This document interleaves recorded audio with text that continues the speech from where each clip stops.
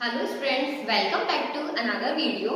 हम बात कर रहे थे अपने लास्ट वीडियो में aldehyde, ketone and carboxylic acid की। हमने एल्डिहाइड एंड कीटोन वाला पार्ट पूरा कंप्लीट कर लिया था और कार्बोक्सिलिक एसिड की हमने IUPAC नेम और इसका प्रिपरेशन पढ़ लिया था। आज की वीडियो में हम कार्बोक्सिलिक एसिड की केमिकल प्रॉपर्टीज और फिजिकल प्रॉपर्टीज के बारे में पढ़ेंगे। सो आइए लेट्स स्टार्ट। कार्बोक्सिलिक एसिड की फिजिकल प्रॉपर्टीज बहुत ही सिंपल है फ्रेंड्स। फिजिकल प्रॉपर्टीज में इसमें क्या है, देखिए कार्बोक्सिलिक एसिड जो होते हैं एल्डिहाइड, कीटोन्स एंड एल्कोहल, इन सबसे इनका जो मेल्टिंग पॉइंट होता है वो बहुत ही ज्यादा होता है। इसके पीछे रीजन क्या है आप देखेंगे। इसके पीछे क्या रीजन है कि जो कार्बोक्सिलिक एसिड होते हैं वो इंट्रामोलिकुलर हाइड्रोजन बॉन्ड भी फॉर्म करते हैं, मतलब आपस में ही हाइड्रोजन बॉन्ड फॉर्म करते हैं। और आप देख रहे हैं कि एक ही जो मॉलिक्यूल है वो 2 बार हाइड्रोजन बॉन्ड बना पा रहा है, इसलिए इसका मेल्टिंग पॉइंट जो है और बॉइलिंग पॉइंट वो सबसे ज्यादा होता है। किस चीज के कंपेयर में? एल्डिहाइड, कीटोन और एल्कोहल के कंपेयर में। ठीक है, ये डायमर की फॉर्म में रहते हैं, अपनी वेपर कंडीशन में भी डायमर की फॉर्म में रहते हैं। डायमर मींस 2 मॉलिक्यूल साथ में जोड़ के। इसके अलावा हम बात करें कि इनके वाटर में सॉल्युबिलिटी की, तो अप टू 4 कार्बन तक ये वाटर में सॉल्युबल होते हैं। एलिफेटिक कार्बोक्सिलिक एसिड के बारे में हम बात कर रहे हैं बिकॉज ये वाटर के साथ हाइड्रोजन बॉन्ड बनाते हैं। आइए देखते हैं कि ये वाटर के साथ हाइड्रोजन बॉन्ड कैसे बनाते हैं। आप देख रहे हैं ये वाटर के साथ में हाइड्रोजन बॉन्ड बनाते हैं, तो इसलिए वाटर में सॉल्युबल होते हैं, लेकिन अप टू 4 कार्बन तक। जैसे जैसे इनका नंबर ऑफ कार्बन ग्रुप बढ़ते जाते हैं, हाइड्रोफोबिक पार्ट बढ़ता जाता है और इनकी वाटर में जो सॉल्युबिलिटी है वो कम होती जाती है। तो ये फिजिकल प्रॉपर्टीज बहुत ही सिंपल थी। अब हम बात करते हैं इनकी केमिकल प्रॉपर्टीज के बारे में। सो chemical properties of carboxylic acid.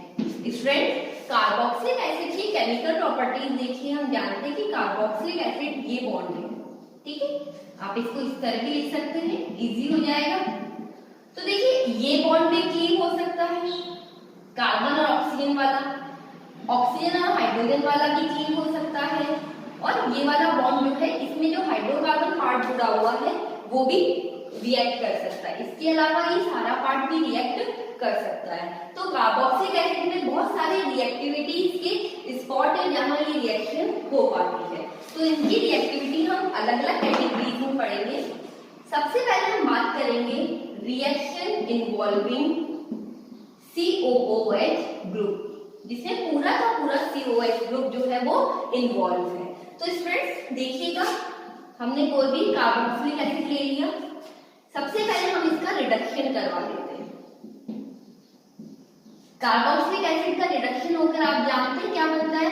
आपको पता है एल्कोहल बनता है। सेम नंबर ऑफ कार्बन का, एक R है और एक कार्बन है। रिडक्शन जो है स्ट्रॉन्ग रिड्यूसिंग एजेंट की प्रेजेंस में होता है। डाइबोरोन ले लीजिए या आप लिथियम एल्यूमिनियम हाइड्राइड ले लीजिए, तो इसकी प्रेजेंस में रिडक्शन होता है। सेकेंड रिएक्शन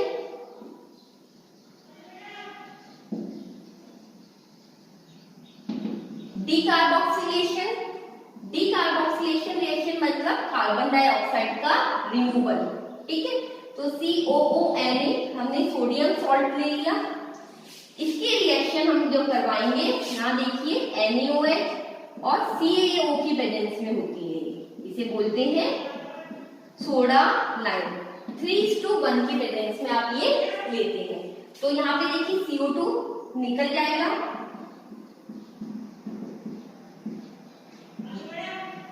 ये बन जाएगा RH और आपके पास बन गया Na2CO3। तो डीकार्बोक्सिलेशन, ये जो CO2 रिमूव हुआ है वो यहाँ से आगे जाके और रिमूव हो जाएगा, तो CO2 अलग हो जाएगा। तो इस तरह से यहाँ पे एल्केन फॉर्म हो जाता है। तो बहुत ही सिंपल है। ओके स्टूडेंट्स, अब हम थर्ड रिएक्शन करते हैं। थर्ड रिएक्शन जो है वो कॉल्बेक रिएक्शन है और आप ये रिएक्शन जो है अपनी क्लास 11th में भी पढ़ चुके हैं। वही सोडियम सॉल्ट ऑफ एसिड आपने लिया, यहाँ देखिए इसका इलेक्ट्रोलाइसिस होता है और ये ब्रेक होगा RCOO- और Na+। आप जानते हैं ये एनायन है और ये कैटायन है। एनायन जो है वो एनोड पे जाता है तो RCOO- जाएगा और CO2 रिमूव करके R3 रेडिकल बना देगा। ये R3 रेडिकल आपस में रिएक्ट करके बना लेते हैं हायर एल्कीन। तो देखिए डीकार्बोक्सिलेशन में तो जितने कार्बन का आपने लिया था वहां पे भी बन रहा है, लेकिन यहाँ पे एक डबल जो आपने R लिया है उसका डबल कार्बन हो रहा है। ठीक है, कैथोड पे देखिएगा क्या रिएक्शन होती है, ये Na2+ है, कैथोड पे जाकर इलेक्ट्रॉन लेकर Na फॉर्म करेगा और ये जो Na है वहां पे वाटर से रिएक्ट करके NaOH और H2 बना लेगा। तो ये रिएक्शन आप 11th क्लास में भी पढ़ चुके हैं स्टूडेंट। बहुत ही सिंपल रिएक्शन है और इसका मैकेनिज्म भी बहुत ज्यादा सिंपल है। आप इसे कॉपी कर लें। ठीक है, अब हम देखिए जो पढ़ रहे हैं ये हमारी जो हमने 3 रिएक्शन पढ़ी थी, एक तो हमने पढ़ा रिडक्शन, एक हमने पढ़ा इसकी कॉल्बी रिएक्शन और डीकार्बोक्सिलेशन। इन तीनों ही रिएक्शन में COOH जो ग्रुप है वो पूरा ही इन्वॉल्व था। अब हम रिएक्शन जो पढ़ रहे हैं इसके अंदर रिएक्शन इन्वॉल्विंग हाइड्रोकार्बन पार्ट, जो COH ग्रुप से जुड़ा हुआ हाइड्रोकार्बन पार्ट है वो इसमें इन्वॉल्व है। तो आइए फर्स्ट रिएक्शन है हैलोजिनेशन रिएक्शन। बहुत इंपॉर्टेंट रिएक्शन है स्टूडेंट्स।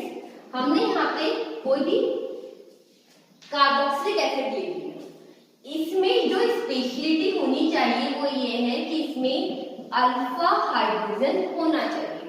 तो हैलोजिनेशन ओनली वो ही कार्बोक्सिलिक एसिड दे सकते हैं जिनमें अल्फा हाइड्रोजन होता है।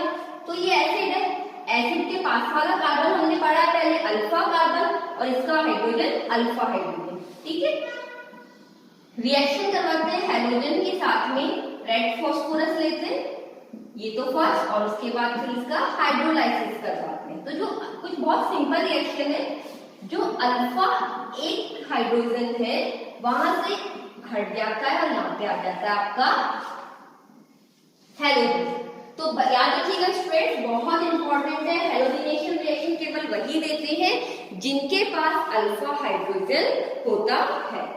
ठीक है, अब सेकंड रिएक्शन बहुत इंपॉर्टेंट है। अच्छा, इसका सबसे इंपॉर्टेंट नाम है इसका Helmholtz-Zelensky reaction. Helmholtz-Zelensky reaction HBJ, very important reaction Helmholtz-Zelensky reaction.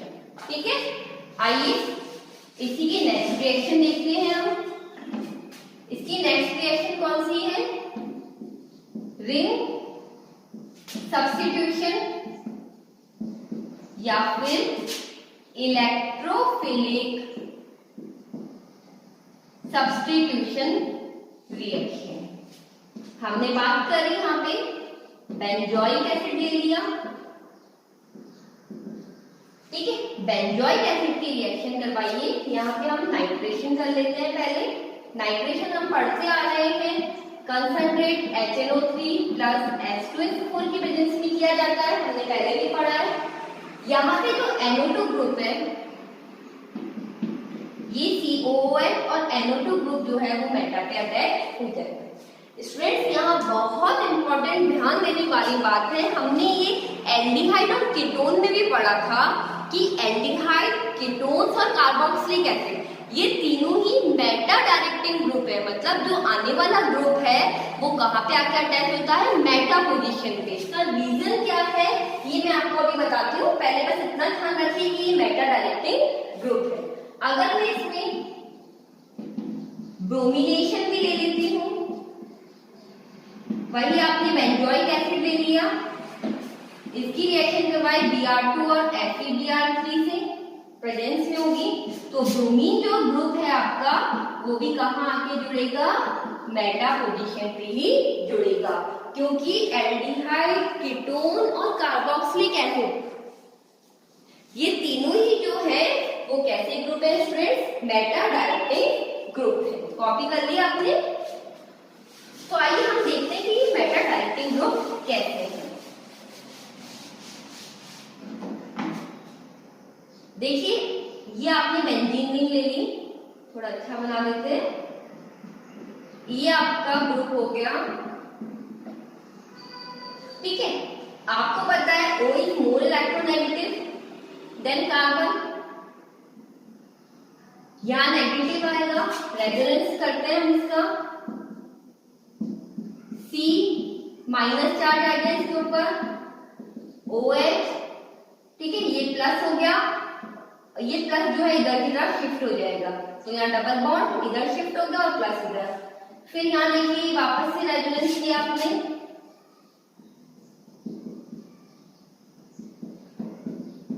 ये जो प्लस है वो इधर शिफ्ट हो जाएगा, डबल बॉन्ड इधर, और इसी तरह से ये आगे भी चलता रहेगा।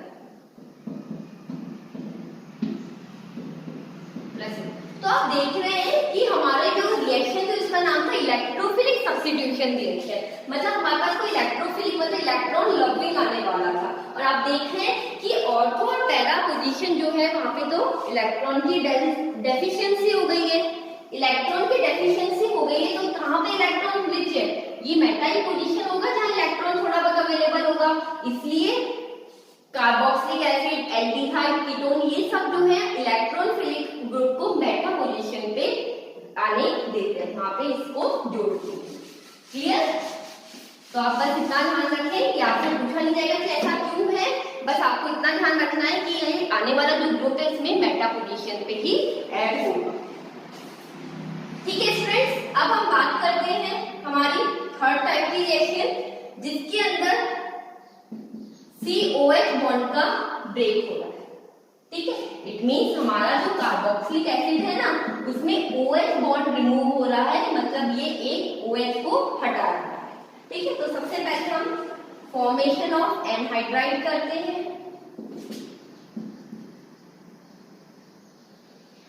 एनहाइड्राइड हम पहले भी पढ़ चुके हैं स्टूडेंट्स कि एनहाइड्राइड क्या होता है, कैसे करते हैं। देखिए आपके पास एसिड है, इसके आप 2 मॉलिक्यूल लीजिए,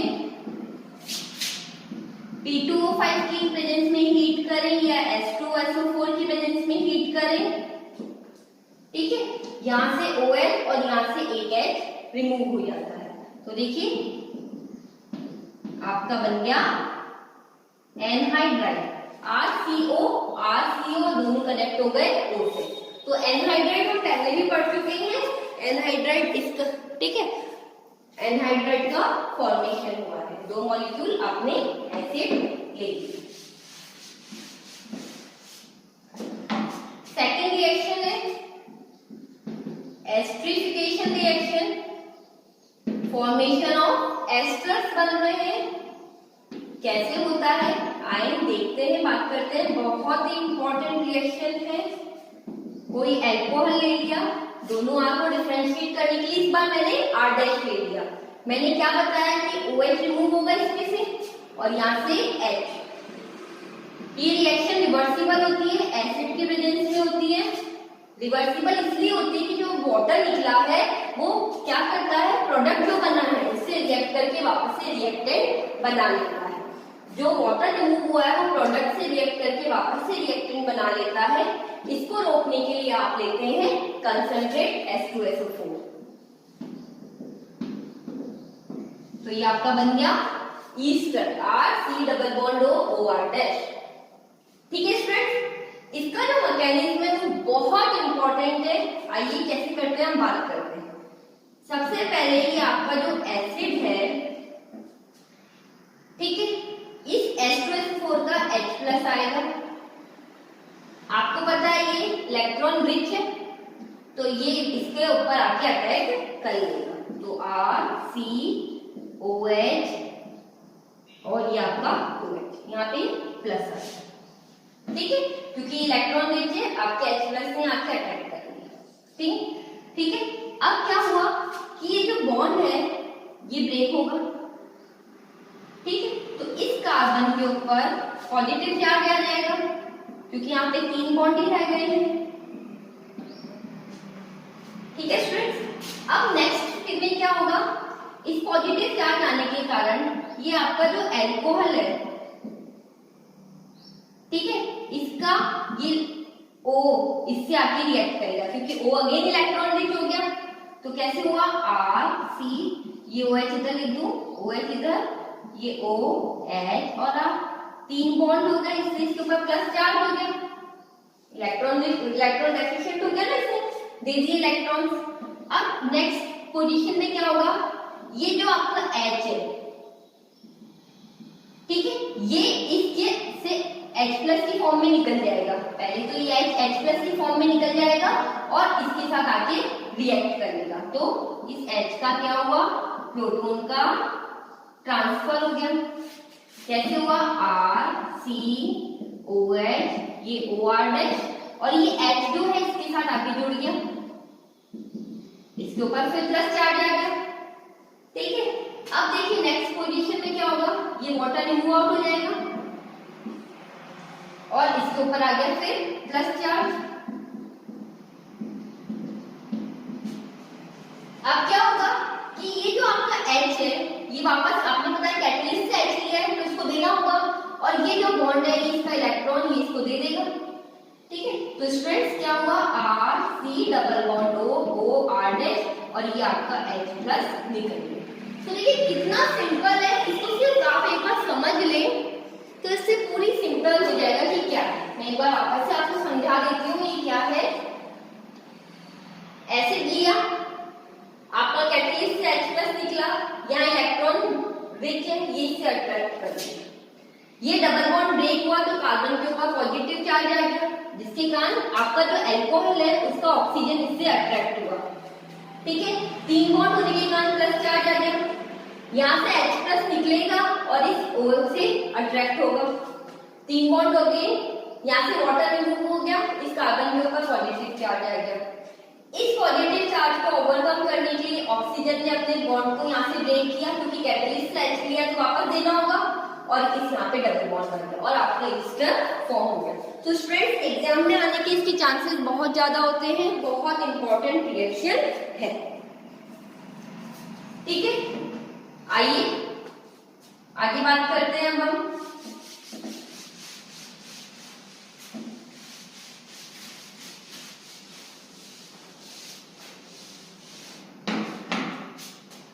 इसकी थर्ड रिएक्शन जो है बहुत सिंपल है, हम पहले भी पढ़ चुके हैं। TCl3 से करवा दें, TCl5 से करवा दें और SOCl2 आप जानते हैं थायोनिल क्लोराइड।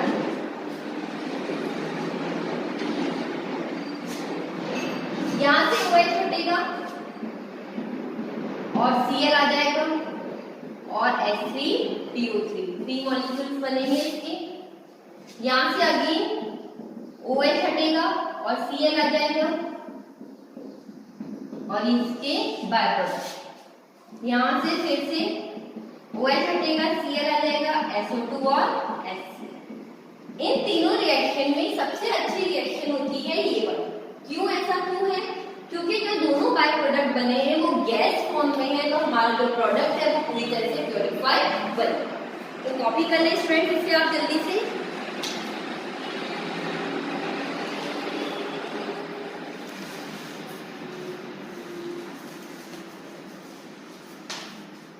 ठीक है, तो अभी इसकी कुछ रिएक्शंस बची है स्टूडेंट जो हम नेक्स्ट वीडियो में करेंगे।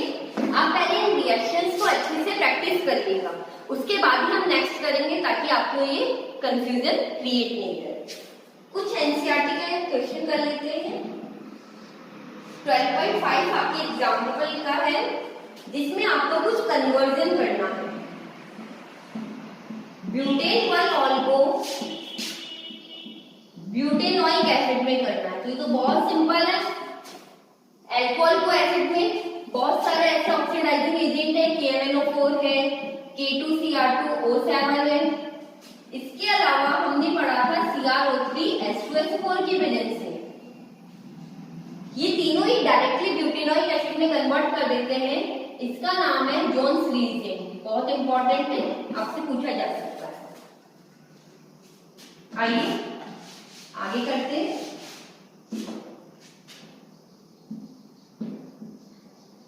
Benzyl alcohol to phenyl ethanoic acid. बहुत इंपॉर्टेंट है, अच्छा क्वेश्चन है। बेंजाइल अल्कोहल आप जानते हैं CH2OH। इसकी रिएक्शन करवाइए। ये आपका फिनाइल इथेनॉइक एसिड है, ये बनाना है। आप देख रहे हैं दोनों में क्या डिफरेंस है स्टूडेंट? यहाँ पर एक कार्बन ज्यादा है, तो मैंने बताया था लास्ट वीडियो में कैसे कार्बन को इंक्रीज किया जा सकता है। सबसे पहले आप क्या करा दें, इसकी रिएक्शन करवा दें HBr के साथ। क्या हुआ? CH2Br। उसके बाद रिएक्शन करवा दें KCl के साथ। क्या हुआ? CH2Cl। और उसके बाद उसका हाइड्रोलाइसिस करवा दें। जब भी एक कार्बन बढ़ाना है तो CN आप ऐड करें। हो गया ना इसी? तो एक कार्बन इंक्रीज हो गया। कितना सिंपल हो गया देखिए। हमने बात करी थी अपने लास्ट वीडियो में ही, अगर आपने अच्छे से उसे देखा है तो। Now 3 nitro bromo benzene to benzoic acid. 3 nitro bromo benzene. आए देखें क्या होता है। ये बेंजीन है, फर्स्ट नंबर पे ब्रोमीन ग्रुप लगा हुआ है, थर्ड नंबर पे नाइट्रो ग्रुप लगा है। आपको बनाना है बेंजोइक एसिड और NO3 3 नंबर पे लगा हुआ है। मींस इस Br को हटा के COH लगाना है, तो एक कार्बन इंक्रीज करना है। सबसे पहले मैं इसकी ग्रिग्नर रिएजेंट से रिएक्ट करवा देती हूँ, MgBr। फिर आपको याद है ग्रिग्नर रिएजेंट से क्या करवाते हैं हम? CO2 से रिएक्ट करवाते हैं। CO2 में ये प्लस और ये माइनस, यहाँ ये माइनस और ये प्लस। तो देखिए क्या हुआ, इस कार्बन से पूरी बेंजीन रिंग आके जुड़ जाएगी। ये NO2 ग्रुप भी लगा देती हूँ।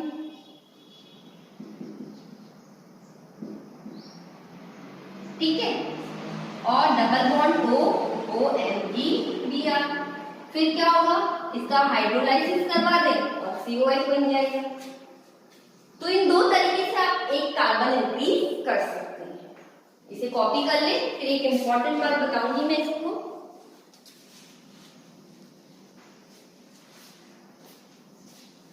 यहाँ स्टूडेंट्स मैं आपको बताना चाह रही हूँ, आप ये सोच रहे होंगे कि इसकी रिएक्शन में डायरेक्टली KCl से करवा देती तो यहाँ पे CN आ जाता। तो देखिए ऐसा नहीं होता। क्या होता है कि अगर आप इस Br को रिप्लेस करके CN लगाएंगे, ठीक है, तो ये करना मुश्किल है, क्योंकि Br जो है वो रिंग से जुड़ा हुआ है।